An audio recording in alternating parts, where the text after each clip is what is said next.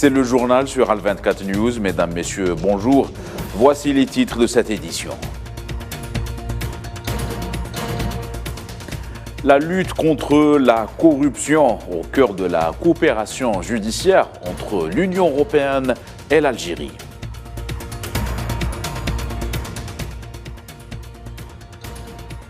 Le président mauritanien Mohamed Ould Cheikh Al Ghazouani reçoit un message de son homologue de la République arabe sahraoui, le président Ibrahim Ghali. Le président russe Vladimir Poutine reçoit ce mercredi son homologue syrien Bachar al-Assad pour une visite officielle à Moscou. La Russie, la Chine ainsi que l'Iran participent à des manœuvres militaires communes au large du détroit d'Ormuz.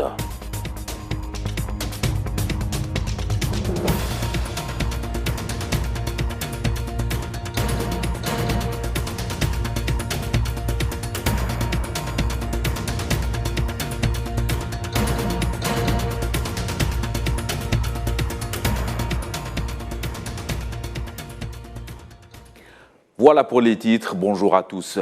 Le secrétaire général du ministère des Affaires étrangères algérien, Ammar Blani, a reçu le président de l'Agence de l'Union européenne pour la coopération judiciaire en matière pénale, Ladislav Amran. C'est ce qu'a indiqué un communiqué du ministère. La rencontre intervient dans le cadre des entretiens qu'avait eu le président algérien Abdelmadjid Tebboune avec le représentant de l'Union européenne pour les affaires étrangères et la politique de sécurité, Josep Borrell.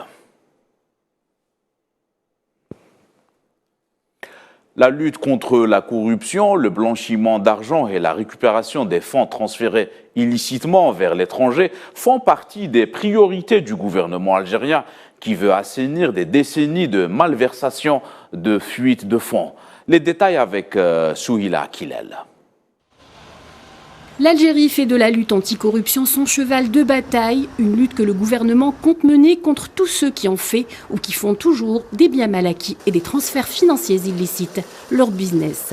Invitant à l'occasion ses partenaires étrangers à participer à cette lutte, dont les tentacules dépassent les frontières. Lors de sa dernière visite en Algérie, le vice-président de la Commission européenne, Josep Borrell, est allé dans le même sens que l'Algérie, affirmant que la lutte contre la corruption et le blanchiment d'argent constitue une priorité importante aussi bien pour l'UE que pour l'Algérie. Borrell a insisté sur la nécessité de renforcer la coopération dans ce domaine avec le gouvernement algérien. Dans le même sillage, le président de l'Agence de l'Union européenne pour la coopération judiciaire en matière pénale, Ladislav Amran, reçu à Alger par le secrétaire général du ministère des Affaires étrangères et de la communauté nationale à l'étranger, Ammar Blani, a exprimé la disponibilité de son instance et son engagement à apporter toutes les formes de soutien et d'assistance technique aux juridictions algériennes en matière d'investigation et de facilitation de la communication avec ses homologues européens dans le traitement des dossiers relatifs à la récupération des fonds pillés en Algérie. Ammar Blani a de son côté rappelé les engagements du président de la République relatifs à la lutte contre la corruption, le blanchiment d'argent et la récupération des fonds transférés illicitement vers l'étranger, affirmant au passage la volonté politique qui anime les autorités algériennes pour lancer une coopération étroite avec l'Agence de l'UE pour la coopération judiciaire en matière pénale en vue de profiter de sa large expertise et de son expérience en termes de gel, de confiscation et de récupération des fonds et actifs transférés illicitement vers l'étranger. Alors que l'Algérie mène une lutte acharnée contre la corruption sous toutes ses formes, d'autres pays du voisinage, eux, sombrent dans les méandres de ce mal qui gangrène la société. Comme je vous le disais, le haut représentant de l'Union européenne pour les affaires étrangères et la politique de sécurité, vice-président de la Commission européenne, était lui aussi en visite à Alger dans la perspective de renforcer le partenariat algéro-européen. Josep Borrell a été reçu par le président Abdelmadjid Tebboune. Il a salué l'adhésion de l'Algérie au Conseil des droits de l'homme de l'ONU. Je salue l'élection de l'Algérie au Conseil des droits de l'homme des Nations Unies. Cette adhésion comprend plusieurs responsabilités dans le respect des droits fondamentaux comme la liberté d'expression et la liberté de la presse. Nous serons très heureux de travailler ensemble avec l'Algérie sur ce sujet très important qui nous préoccupe. Les deux parties ont également évoqué la situation alarmante dans les territoires occupés en Palestine. Nous avons longuement discuté du processus de paix et de la situation alarmante au Moyen-Orient, car les escalades se poursuivent sur les terres palestiniennes occupées. Nous devons redoubler nos efforts pour apaiser les tensions ainsi que pour ouvrir des horizons de dialogue afin d'arriver à la paix. À cet égard, nous avons abordé avec les parties algériennes l'initiative du ministre des Affaires étrangères saoudien et du secrétaire général de la Ligue des États arabes afin d'étudier les moyens de relancer le processus de paix avec la solution à deux États qui a mis toutes les parties d'accord, mis à part l'entité sioniste. Et l'Algérie joue un rôle central dans cette affaire. Question économique, l'Algérie prévoit de mettre sur le marché pas moins de 100 milliards de mètres cubes de gaz naturel en un an au cours des 5 années à venir. L'annonce a été faite depuis Oran par le PDG du groupe Sonatrach à l'ouverture du 7e symposium de l'Association algérienne de l'industrie du gaz. Les détails avec Wali Belchaban. L'Algérie se positionne comme un acteur clé sur le marché énergétique mondial.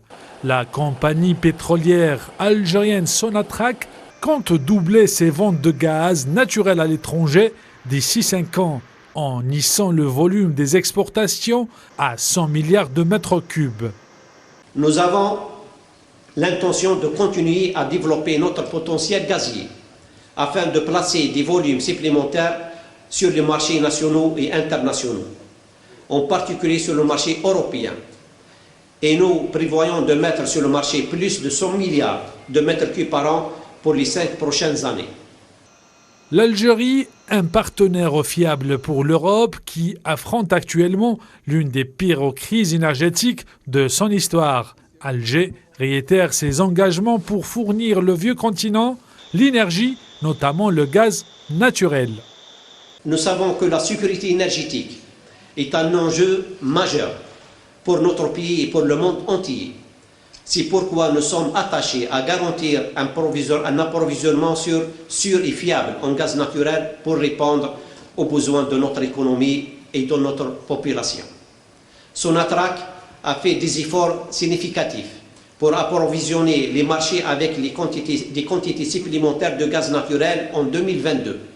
En plus d'honorer nos engagements contractuels envers nos clients étrangers. Le gaz naturel est une énergie fondamentale et d'avenir qui contribue à la transition énergétique équitable et inclusive.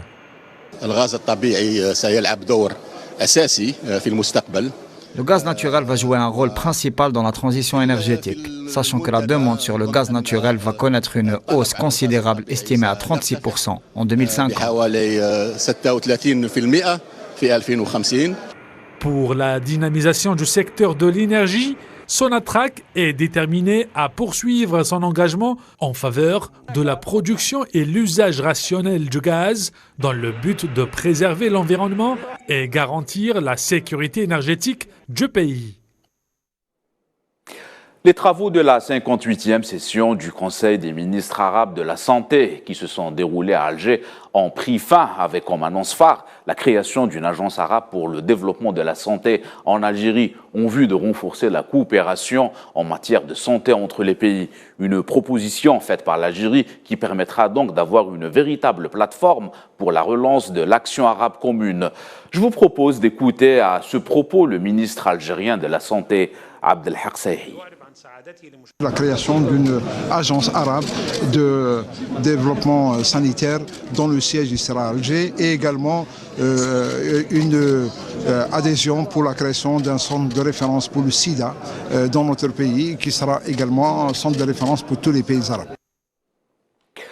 Le ministre conseiller chargé des affaires diplomatiques sahraoui, Mohamed Salem Ould Salek, a été reçu par le président mauritanien Mohamed Ould Cheikh Al Ghazouani au palais présidentiel de la capitale mauritanienne Nouakchott. Il lui a remis un message écrit du président de la République arabe sahraoui, Ibrahim Ghali. Le conseiller aux affaires diplomatiques sahraoui a indiqué lors de cette rencontre que c'est une occasion d'évoquer les relations bilatérales entre les deux pays qui se développent et se renforcent, ainsi que les derniers développements de la question sahraoui. Je vous propose d'écouter le ministre conseiller du président sahraoui.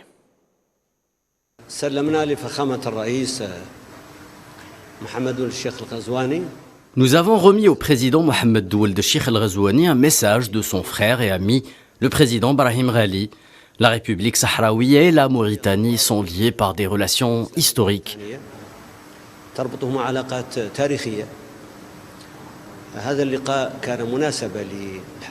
Cette rencontre a été l'occasion d'évoquer l'excellence des relations bilatérales qui tendent à se développer entre les deux peuples.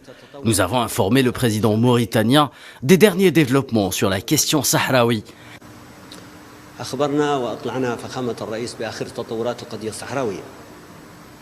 الجمهورية الصحراوية تتطلع إلى السلام وتعمل من أجل السلام.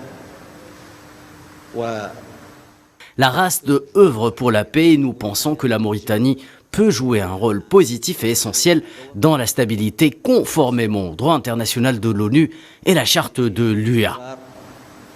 انطلاقا من المبادئ الأساسية للقانون الدولي ولكن كذلك لميثاق الاتحاد الأفريقي والأمم المتحدة.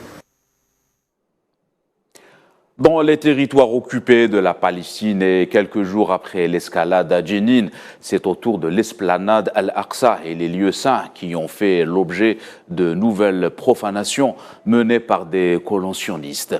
Le point sur la situation avec Naïla Aït Hamouda. Le monstre sioniste ne cesse de poursuivre sa politique de répression. Les actes de violence et d'agression se multiplient contre le peuple palestinien. Un quotidien terrible et angoissant pour les habitants, où même les enfants et les femmes ne sont pas épargnés. Un cauchemar qui perdure depuis des années en Palestine occupée. Les incursions et les campagnes d'arrestation sont de plus en plus nombreuses. Au total, 23 Palestiniens ont été arrêtés, pas plus tard que ce matin, lors de plusieurs descentes dans différentes provinces de Cisjordanie occupées. À El-Khalil, la horde sauvage sioniste a fait irruption dans le village de Saïr, où 5 Palestiniens ont été arrêtés. Leurs maisons familiales ont fait état de fouilles et de pillages. Rien ne semble arrêter les forces du mal. La ville de Naplouse et de Ramallah ont été une nouvelle fois la cible des forces d'occupation sionistes avec l'arrestation de 9 Palestiniens. Un constat quasi similaire à Jenin avec l'arrestation de 2 jeunes Palestiniens, de même qu'à Beit Lahm. La ville de Eriha n'a pas été en reste. Un adolescent de 14 ans a été raflé du camp de réfugiés à Ain Sultan, un autre à Selfit et un dernier à Tulkaram. Les arrestations en masse sont devenues légion chez les forces de la horde sioniste, sans oublier les provocations perpétuelles des colons aidés par les forces de sécurité sionistes dans leur incursion de l'esplanade d'Al-Aqsa pour y prier, violant ainsi le droit international qui n'autorise pas les non-musulmans à accomplir leurs rituels religieux. Le tout se fait sous un silence complice observé par la communauté internationale. Nous vous le disions en titre, le président russe Vladimir Poutine reçoit son homologue syrien Bachar al-Assad pour une visite officielle à Moscou. Les deux dirigeants traiteront des questions politiques, économiques, mais aussi humanitaires après le séisme qui avait fait des milliers de morts en Syrie ainsi qu'en Turquie. Accompagné par une importante délégation ministérielle, Bachar al-Assad a été reçu par Mikhail Bogdanov, représentant spécial du président Poutine et vice-ministre des Affaires étrangères.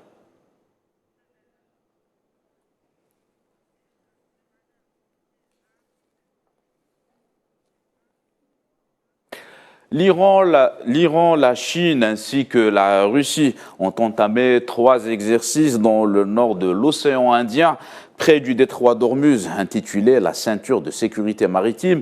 Ces exercices vont s'étaler sur 5 jours, selon la presse iranienne.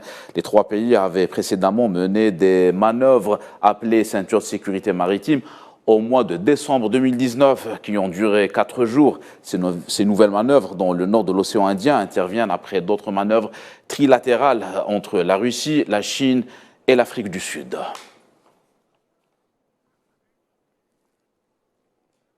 Voilà, c'est la fin de cette édition. L'actualité continue sur Al 24 News.